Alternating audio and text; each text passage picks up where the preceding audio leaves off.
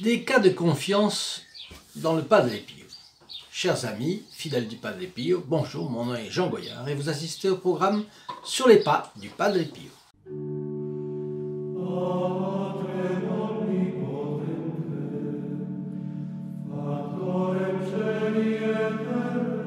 Nous poursuivons notre récit.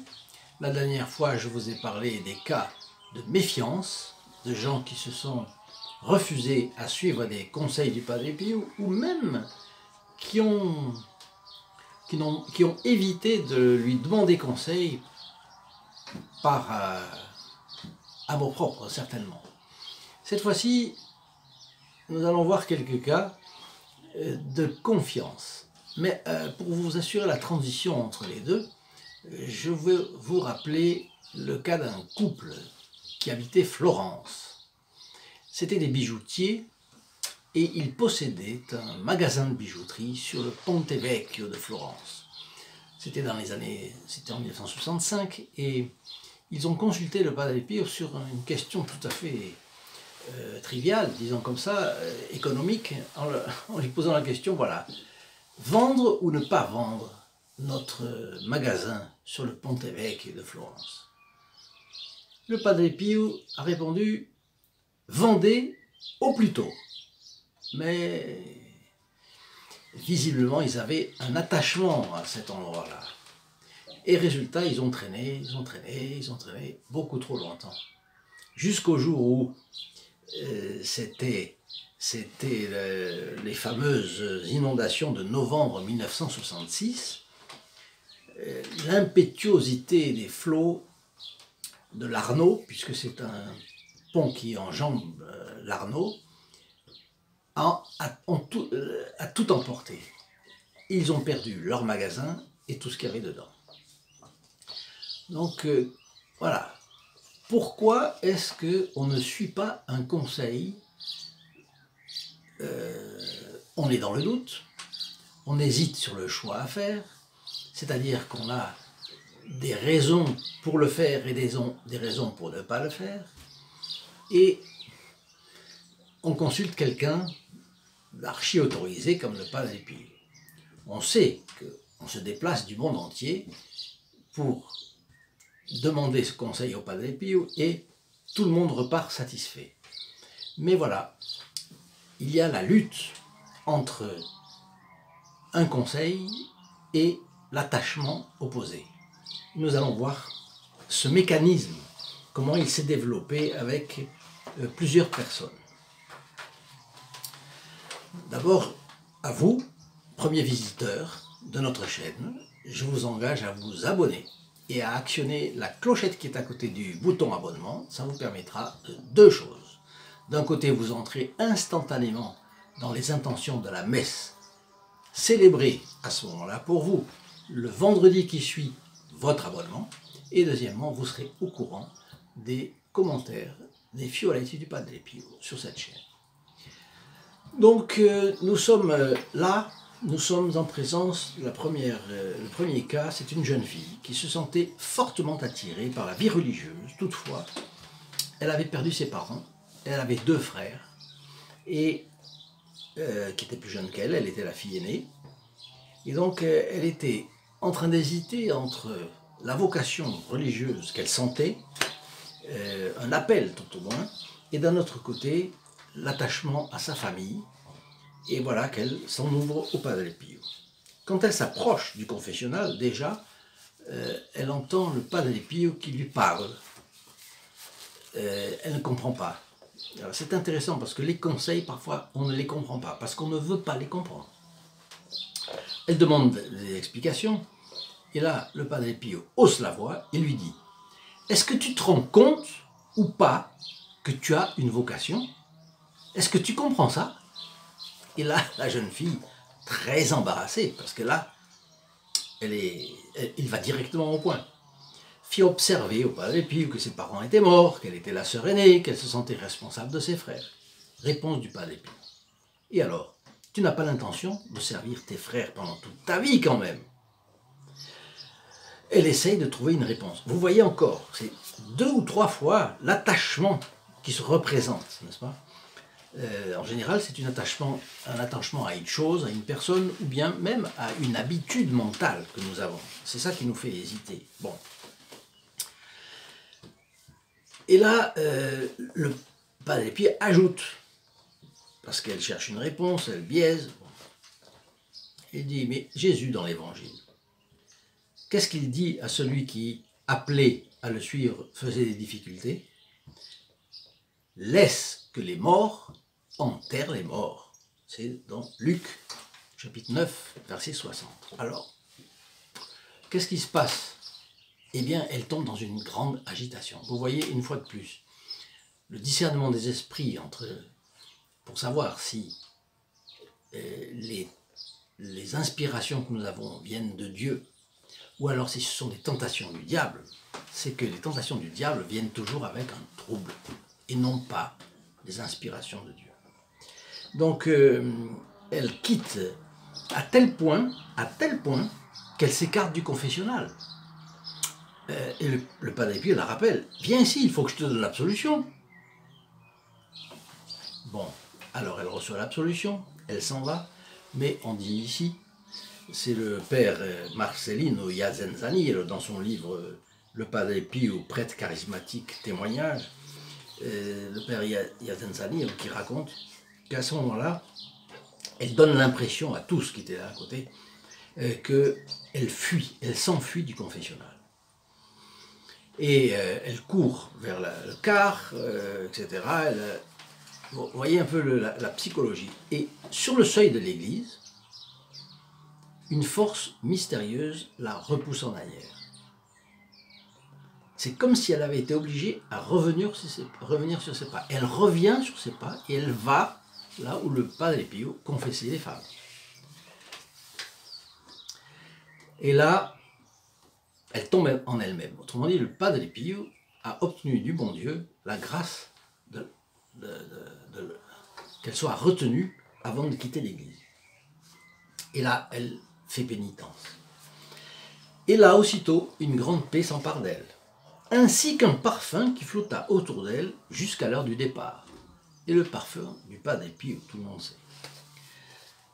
Et lorsqu'elle a témoigné, elle a dit, c'est grâce à lui que je suis religieuse. Donc elle est rentrée au couvent, et c'est la sœur Giulia Schettini qui raconte ça en 1992. Je pense que c'est elle-même, la sœur Giulia Schettini. Et il y a, alors remarquez bien cette lutte qu'il y a entre le diable et le Saint-Esprit, n'est-ce pas? Parce qu'on va voir deux autres cas de religieuses, et c'est fort intéressant. Donc, il s'agit de Mansueta Loconte, Clarisse au monastère de San Chirico d'Assise. Elle raconte son entrevue avec le Padre Pio. C'était au mois de mars 1947. Lorsque moi, Mansueta Loconte, avec mon père Ignacio et ma sœur Pasqua, sourde, muette, nous partîmes en pèlerinage à San Giovanni Rotondo pour rencontrer le Padre Pio. Différentes raisons nous avaient fait voyager. Parce qu'il y avait des difficultés financières, etc., liées à l'après-guerre, mais le père voulait implorer la grâce de Dieu sur la petite sourde muette. Donc il allait à la sacristie, il avait le but d'aller à la sacristie et de voir le Padre Pio face à face. Bien. Et elle voulait se confesser. Et elle voulait parler au Padre Pio de la vocation à la vie contemplative qu'elle pensait sentir dans son cœur. Le jour suivant leur arrivée, le père va donc à la sacristie, où il pouvait voir face à face le Padre Pio et lui remettre une lettre d'une amie de la jeune fille, une amie de Mansueta Loconte. Et cette amie s'appelait Palmina Guarini, qui avait écrit une lettre parce qu'elle songeait aussi rentrer chez les Clarisses, mais elle avait un doute également, et alors elle écrivait au Padre Pio. Donc le père de Mansueta Loconte, va avec la lettre de l'ami de sa fille au confessionnal, les hommes. Et il remet au Padre Pio la lettre. Sa fille s'agenouille, elle, très peu après, et lui parle immédiatement de cet appel à la vie contemplative qu'elle pensait sentir dans son cœur. Mais aussi, elle avait le souci de ne pas laisser son père seul avec sa sœur sourde-muette, parce que sa mère était morte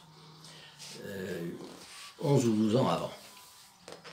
Et le Padre Pio confirme sa vocation. Il lui dit « N'hésite donc pas, puisque c'est seulement au monastère que le Seigneur t'appelle. » Et à sa grande surprise, le Padre Pio ajoute que elle ne réaliserait pas sa vocation, le dessein du Seigneur sur elle, si elle n'eût été pas avec force contre son péché capital, l'orgueil et l'obstination. Et de fait, elle raconte que c'était bien cela son problème, parce qu'elle ne jugeait que par elle-même. Et là, elle a résolu de demander conseil au Padre Pio, mais vous allez voir que c'est la lutte, c'est pas facile. Elle est à la fois étonnée et épouvantée pour une autre raison, c'est que le Padre Pio lui dit que son ami Palmina Guarini lui avait écrit, il répondait à sa lettre par la prière. Comment se faisait-il que le Padre Pio savait que moi j'étais la fille de ce monsieur qui tout à l'heure lui avait remis la lettre de Palmina Guarini? Et en plus, il n'avait pas eu le temps matériel de lire la lettre qu'on lui avait annoncée. Il était sorti de la sacristie, il était directement au confessionnal des femmes. Et là, s'engage la lutte dans l'âme de cette jeune, parce qu'il faut qu'elle accepte avec docilité ce que le Padre Pio lui a expliqué à propos de son problème d'orgueil et d'obstination. C'était la première chose. C'était une humiliation. Mais d'un autre côté, il lui a donné une preuve qu'il avait le discernement des esprits.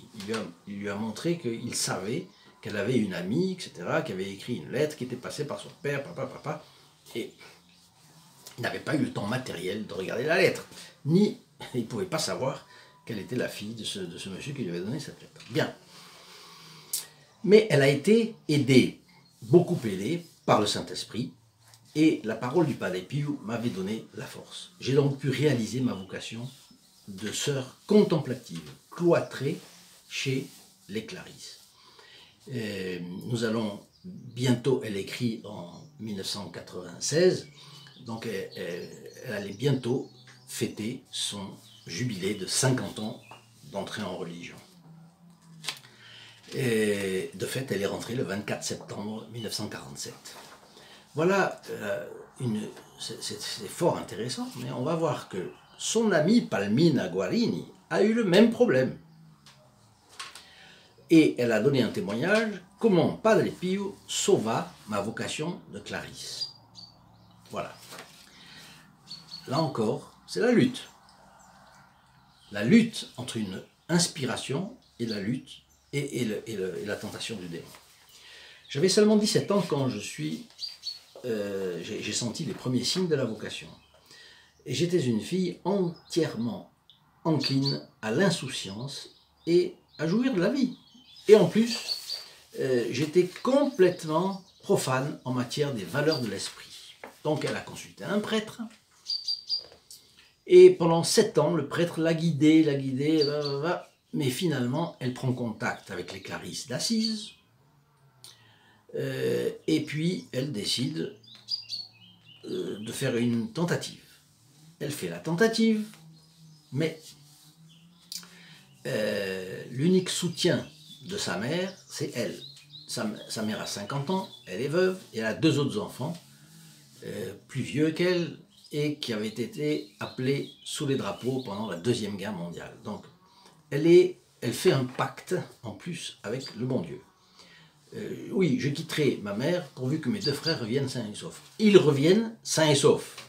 Mais là encore, elle a le doute. Vous voyez comme c'est, la bataille est grande. Il ne faut pas croire qu'on a des inspirations et c'est fini, on devient ça. Non, non, non, pas du tout. La bataille jusqu'au moment de la mort. Lorsque je pensais avoir surmonté toute difficulté, une tempête de doute et d'incertitude se déchaîna. en moi. Et je pensais que l'appel n'était nullement inspiré par Dieu. Elle coupe les ponts avec son guide spirituel. Et un jour, elle a une fièvre du tonnerre et elle apprend qu'une amie, celle dont on vient de parler tout à l'heure, Mansueta Loconte, va voir le Padre Pio. Alors elle lui dit, eh ben voilà, j'écris une lettre et je te remets la lettre. C'est ce qui s'est passé.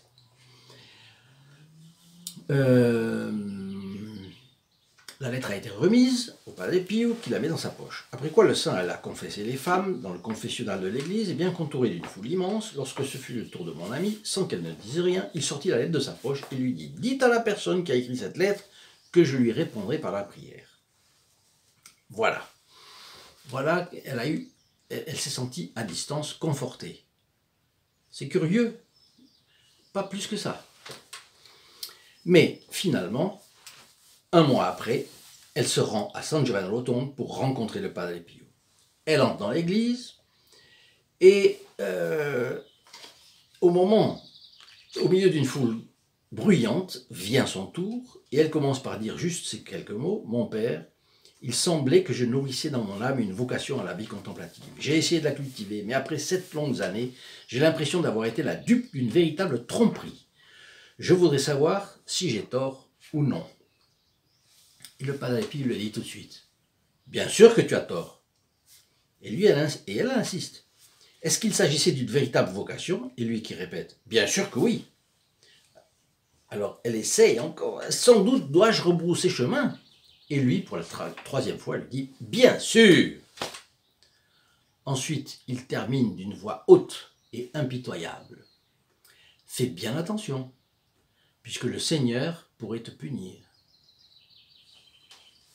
Bon, elle rentre chez elle, contente, prête à me jeter dans les bras de celui qui m'appelait, dit-elle, décidée à changer de route, à aller jusqu'au bout. Donc, elle essaye de tout faire pour rentrer. Elle met de son côté sa mère, mais son oncle et un de ses frères est contre, donc il a fallu batailler avec les personnes auxquelles elle était attachée sentimentalement, bien entendu. Et puis, elle retourne, quelque temps après, pour demander la bénédiction au Padre Pio et se confesser encore une fois. Elle gagne le confessionnal, grande foule comme toujours, et elle fait exprès de ne pas se faire reconnaître, un peu pour voir si le Padre Pio va la retrouver, va la remettre. Mon père, je suis venu demander la bénédiction avant d'entrer au monastère.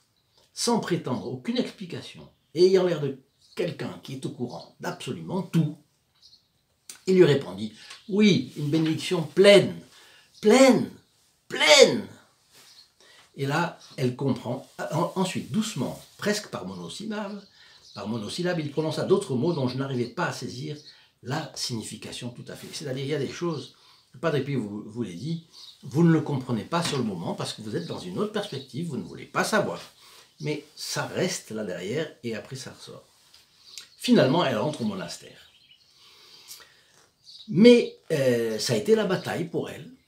Ça a été la bataille parce qu'elle avait toujours la tentation que ce n'était pas une bonne inspiration et ça lui a demandé un effort considérable de tenir bon jusqu'à la profession solennelle. Et là, à la profession solennelle, tout s'est éclairé. Et elle qui était indécise et qui avait peur, à partir de ce moment-là, elle a compris, elle avait reçu une grâce d'amour et ça l'a rendue libre totalement. Et elle dit, comme l'autre, si le Seigneur me maintient en vie, je célébrerai d'ici peu le 50e anniversaire de ma profession, et ayant le cœur plein d'expérience à la suite des grandes merveilles que dans sa miséricorde infinie, notre Seigneur a voulu réaliser en moi, comme il ne l'a fait qu'en très peu de personnes. Je suis plein d'enthousiasme et je déborde de joie. Et son témoignage s'appelle « Comment le Padre Pio a sauvé ma vocation de clarisse ». Voilà trois beaux cas de jeunes filles pleines de doutes finalement, à cause de la tentation du diable, qui a en haine la vocation religieuse, et qui essaye de faire tout pour dévier, soit en présentant un attrait mondain, c'est-à-dire pour quelqu'un qui a une vocation beaucoup plus haute, qui est la vocation de contemplative, de religieuse, donnée entièrement à Dieu, s'occuper de ses parents, c'est une abnégation, mais beaucoup moindre, parce qu'au lieu d'être consacrée, elle est encore dans le monde. Donc c'est la tentation du monde, toujours, n'est-ce pas? Et ça arrive beaucoup. Aujourd'hui, en particulier, il m'arrive de voir des gens qui disent non, mais le Padre Pio, c'est très bien, mais finalement, est-ce que c'est la bonne chose à faire? Des gens toujours en doute, vous voyez. Et en réalité, je pense que il faut faire comme saint Thomas d'Aquin. Et une chose est bonne ou non en fonction de sa finalité, de son objectif. Et donc le fait de parler du Padre Pio, le fait d'essayer d'en faire l'apostolat de toutes les manières, ici ce n'est pas le seul moyen de faire l'apostolat du Padre Pio, bien entendu, chacun trouve la possibilité, mais ce qu'il faut faire, c'est l'apostolat du Padre Pio, ça c'est certain. Bien. Donc voilà des cas où on se rend compte que d'un côté, il y a le sacrifice, et le sacrifice, on le fait de gaieté de cœur, et s'il y a du trouble, on dit ah non, en restant dans un trouble pour ne pas faire quelque chose, bon, on met de côté, on attend, et on reprend la chose plus tard.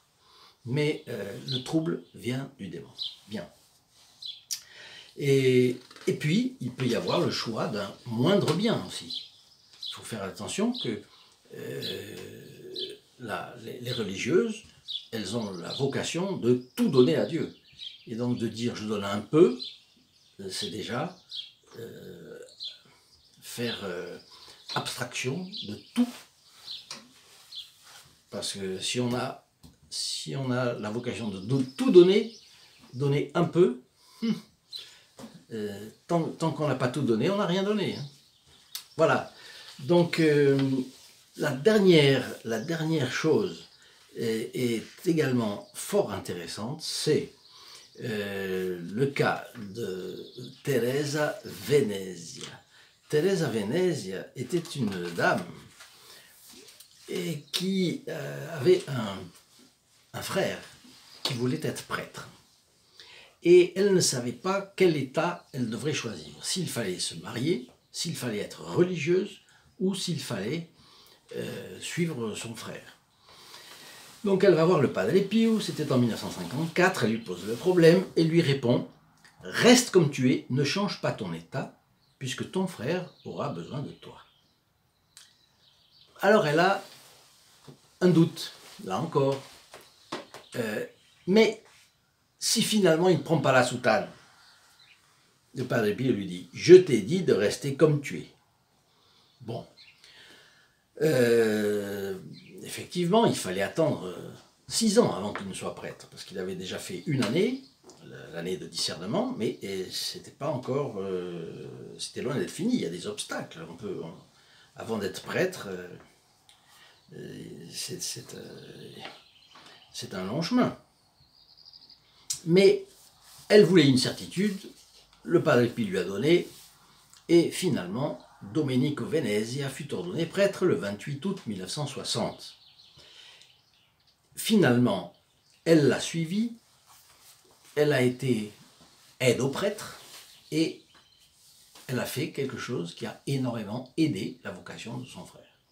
Donc vous voyez, dans ce cas-là, le Padre Pio a discerné que ce n'était pas sa vocation ni d'être mariée, ni d'être religieuse, mais d'être une obscure aide au prêtre, mais parfois les personnes obscures qui travaillent discrètement, eh bien elles sont une condition de la réalisation de la vocation de quelqu'un d'autre.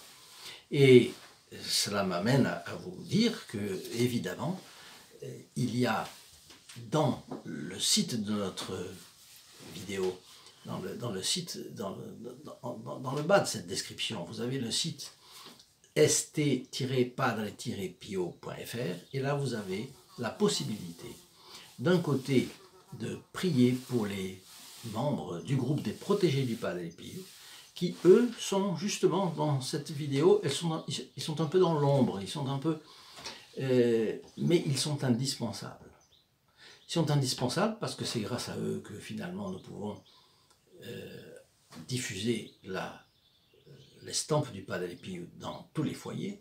D'un autre côté, c'est grâce à eux que nous pouvons faire dire la messe pour nos premiers abonnés, parce que vous savez que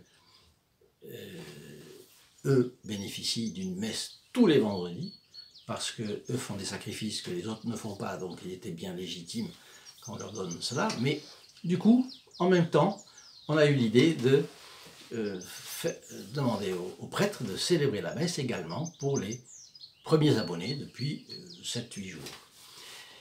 Il y a une autre chose aussi, c'est que nous avons eu l'idée également de vous donner les avantages de la prochaine messe du vendredi si vous partagez cette vidéo. Et non seulement le bénéfice pour vous, mais aussi pour celui qui reçoit votre partage. Ce qui fait que, finalement, le prêtre célèbre la messe, qui a une valeur infinie, comme vous le savez, dans plusieurs intentions. D'abord pour tous les protégés du Padre Pio, tous les vendredis, et ensuite pour les personnes récemment abonnées depuis 7 jours, et enfin pour les personnes qui partagent. Si vous partagez cette semaine, et que vous partagez la semaine prochaine, et que vous partagez encore la semaine d'après, vous aurez 3 messes en votre faveur. Voilà. Et les personnes qui recevront vos vidéos en partage également rentrent instantanément dans les intentions de cette messe.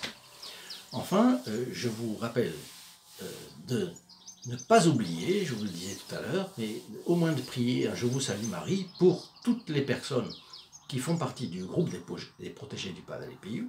C'est une chose que vous leur devez bien, à mon avis, puisque vous avez l'accès à cette vidéo et que cela vous intéresse. Enfin, je vous demande de donner votre like si vous aimez cette vidéo, de la partager, comme je viens de vous dire, et enfin, de me laisser vos commentaires. Je vous souhaite une très bonne journée et vous dis à très bientôt. Au revoir. In nome del Padre, del Figliolo e dello Spirito Santo, e così sia. Sia lodato Gesù e Maria, e